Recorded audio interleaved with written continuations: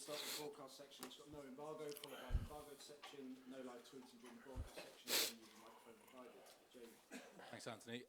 Good afternoon, Ange. If I can start with the question I think every Spurs fan wants the answer to, is James Maddison available for tomorrow night? And if so, just how much is he chomping at the bit? Because this is probably the most difficult injury layoff he's had. You've polled them all, every Spurs supporter, and that's... I think that's fair to say. Yeah, that's fair point. A large majority would like to know, that's a fair point.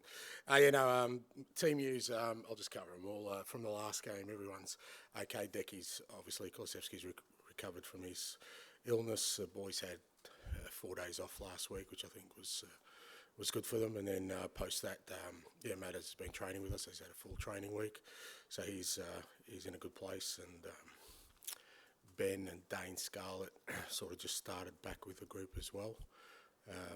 So we're getting the numbers back up. I think the ones who definitely still Gio, Manor, and Alejo, I think, are the three that are still sort of away from the group.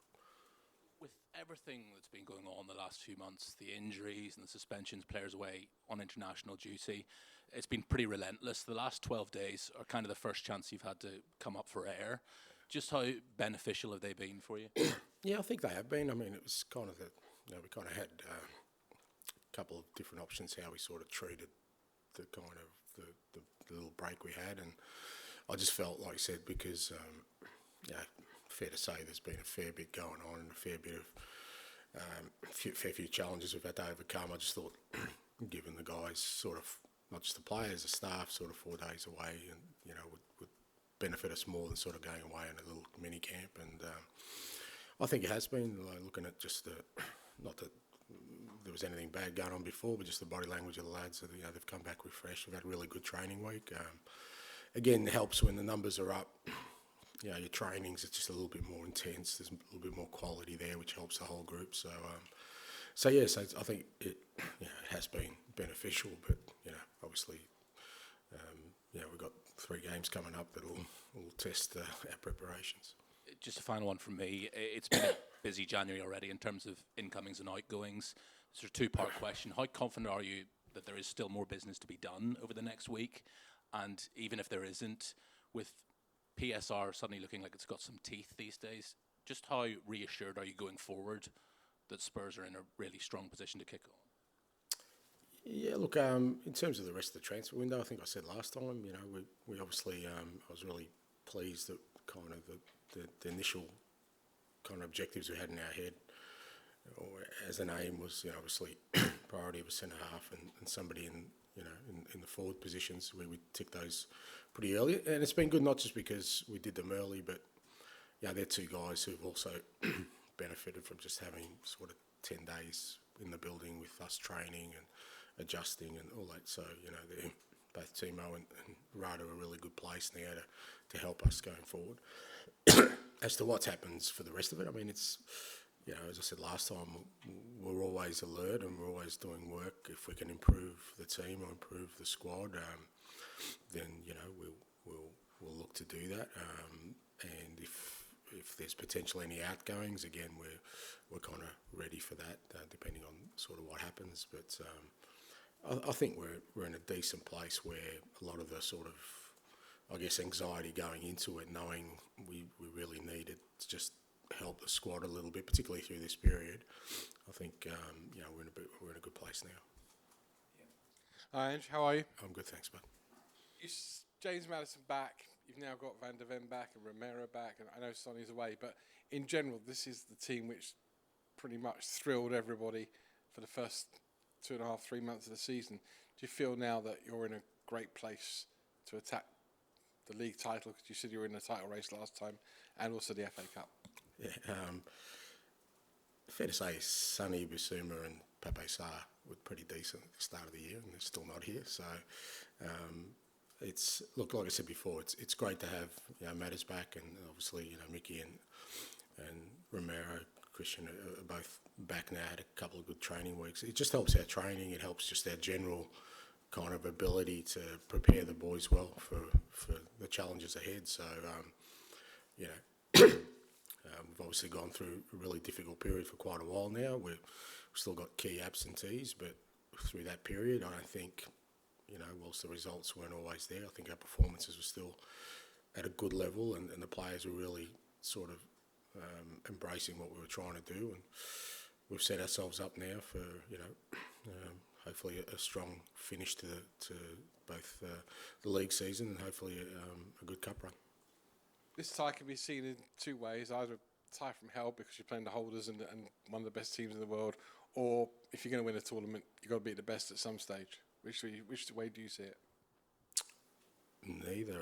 It's a cup tie, mate, and I think if you go into any sort of cup tie thinking that you've got some sort of advantage, whether that's against a team that's in a different division to yours, or like I said, arguably the best team in the world, you shouldn't have a different attitude or outlook to it, because the beauty of cups is the upsets they produce, and they produce upsets because maybe you don't take the same attitude. So for me, it doesn't matter who we play.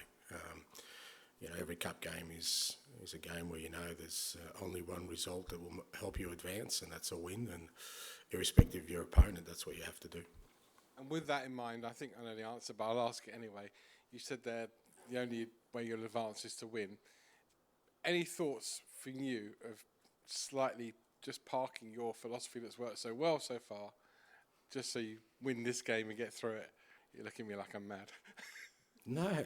It's just that you pretty much answered your own question with your question. So, and look, that's fair enough. But I think at the same time, you also respect the fact that you're playing a very, very good opponent, and he, whoever when you've got an opponent of the calibre of Manchester City, whether you want to or not, your game has to adjust. It does. We know we're going to be at times under stress tomorrow. There'll be times when we get outpossessed. I mean, there's, irrespective of your strategy, that's going to happen. But from our perspective, we just continue on trying to build and progress and be the team we want to be. And I've always said that that your greatest test is when you play against the best, to see where you're at, and not so much in terms of the result, but in terms of how you tackle that. And I think we've tackled all these challenges we've had so far, with a home and away against the big teams, in a very positive way, and we want to continue that. Yeah, just wondered on that, how exciting it is and how useful it is for you. You get to play, you've obviously played City already, but playing them at home, just to see kind of where the team's at, and I guess how things have changed, where things have developed from 6 weeks ago, however long ago it was. I mean, I think it's hard to sort of gauge it in those terms, because again, you every sort of game's got its own unique circumstances, and I think that game, I think we're playing with Emerson and Ben as our centre back, so there was a different challenge on the day, and again, I thought the lads handled it really, really well against, particularly away from home, and by I guess measuring where you're at, for me it's more about how we embrace the challenge of playing against the best, and that I think is a bigger measure of the progress, because you could end up not being successful on a day or not getting a result, but it doesn't mean you haven't made progress. It'll be how we approach the game, how we take on a formidable opponent, how much of our game can flourish in that sort of environment, and they're the things you take away and say, well, if it did work, it didn't work, it gives you a good place to sort of continue the work you've done. How much has the last couple of weeks been long enough for it to be like a mini pre-season, or is it just about kind of recharge? No, a combination of both. Like I said, I think the players needed some time. A lot of the guys, have carried a fairly significant load leading into the break, because we had so many injuries. So there was a lot of guys who played a lot of football, and even the ones coming back from rehab, like they'd been in pretty long rehabs, and I just felt like, you go away for maybe, if we're in a different position to sort of, if we needed to, as a group, to get together and go on a mini camp just to sort of consolidate what we've done, I think I would have taken a different approach. But I just felt it would be good for guys just to get away from sort of where, this place and where we are, and then come back in refreshed. And because we've done that, we've had a really solid week of training. No harder than what we normally do, but a really good level. And like I said, having the extra numbers pushes it anyway, because even having Timo and Radu in the building, it just, like I said, it raises the level of everything we do. And with James coming back, obviously we saw Mickey go straight into the starting lineup. Obviously that was slightly because of other absentees as well. But is that just a case-by-case basis? Because obviously I'm sure James is desperate to get going. Do you how do you base that decision as to whether they're ready to go from the start?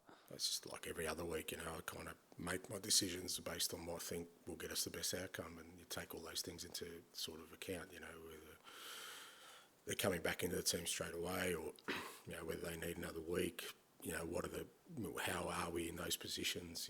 How are we placed in terms of the health and fitness of the other guys? So, but I guess the positive for me is that he's available, and again that gives us kind of more options, both with the starting lineup, but even with the ability to change a game, because if he starts, then somebody who's been playing regularly doesn't, but that means they can make an impact. I think probably one of the few teams haven't had a massive impact, with our substitutes during this period. Early in the season we were good because we had a stronger sort of bench, but and not so much. We've just been really limited in those attacking midfield positions, so it just gives us more options.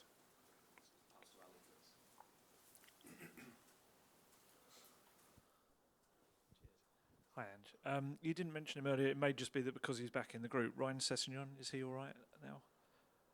No, he's still kind of in rehab. We're hoping Sess will rejoin us next week if all goes well. Is it just a reaction to coming back after so long out? Yeah, pretty much, yeah. So we just got to be a bit more careful with him, because, he's obviously, this is not sort of a shorter term thing, or even something that's happened this year. It's something he's been carrying, so we're just, guided by the medical team as to how much we can sort of push him at this stage. Obviously, you've now had, like you say, almost 2 weeks to kind of really see Dragusin and Werner in training after that first game.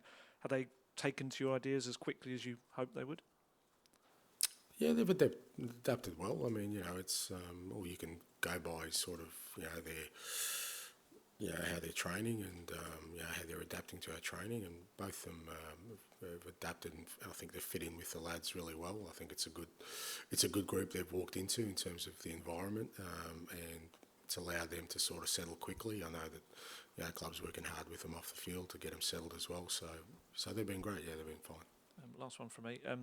Emerson Royale has been linked with some Saudi club as a potential move. Is he one of those players that's maybe doesn't start every single week, but he's become so important to you because his versatility? Would it be difficult to let someone like that go?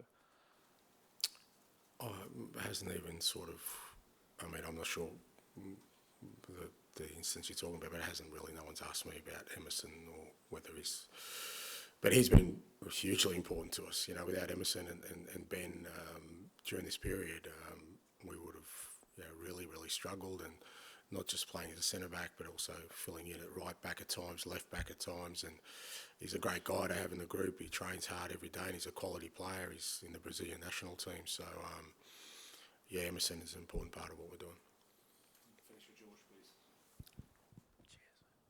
Hi, Ange. Just going back to James, is he ready to start, or do you kind of need to manage his fitness, do you feel like, over this 3-game week, I guess? No, like I said, as I said before, he's trained all week, and he's fine, so he's available. So, ready to start, not ready to start. When someone's available, I assume they're ready to start. Whether you do or not, it just depends on sort of, like I said, what I see with everyone else tomorrow, and I usually make those decisions game day. So, like I said, the beauty of it is he's got through the week really well and ready to go.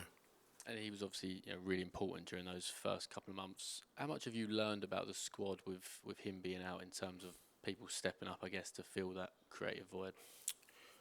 Yeah, look, I guess specifically, for him, the creative part of it. There aren't too many, not just in our squad, around the league that are like him, and we had to sort of cover that absence in different ways. We've had Deki Kulusevski playing through there. Gio stepped in there, got some goals for us. you know, our front three have really picked up, and you know, we've got goals from set pieces. So, you know, Pedro's become really creative in that midfield area. So, you know, we've picked it up. But I guess the beauty of that is that when Maddis is back in there, that gives us another. You know, it's not just relying on him where maybe at the start of the year we're a little bit more reliant on him. We found out through this sort of period that, you know, we don't have to be, but, you know, having him in there certainly adds in that space for sure. And just funny for me, Man City's kind of record at Tottenham Hotspur Stadium is well documented. They've not scored yet. Footballers are known to be superstitious. Do you expect that to be on their mind, on Pep's mind at all? Oh, no, I've got no idea what's on Pep's mind, mate. No, no idea. I very much doubt it. I don't think anyone in the game today sort of looks at those things too closely as a predictor of what's ahead. I mean, it's fair to say there's been a fair bit of change in our team and their team over that course of time, and every game's a bit different. I'll be surprised if there's no goals tomorrow.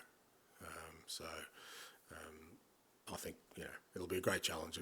I think it should be a cracking game. I think both teams are kind of looking forward to, see how we match up. Okay, we'll end the broadcast section there, please. We'll move on to the Barbados side.